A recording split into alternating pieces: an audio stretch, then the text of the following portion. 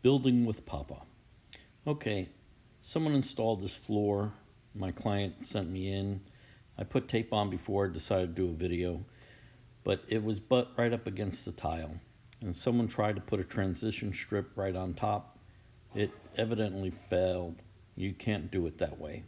So what I did is I put tape down and then I set my saw for the depth of the floor, cut out a nice groove, then sweep it up, clean it up, or vacuum it up, have it ready to go, do it all the way across, and then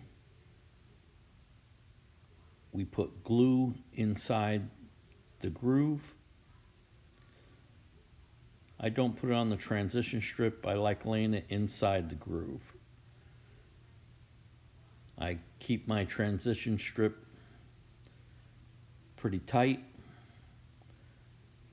So go ahead and put it down into there, and then I snap it into place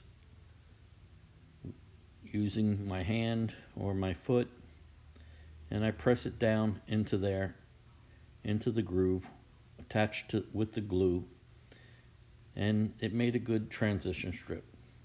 All right, Building with Papa. Like, subscribe, and ring that bell. Hope you enjoyed this. See you on the next one.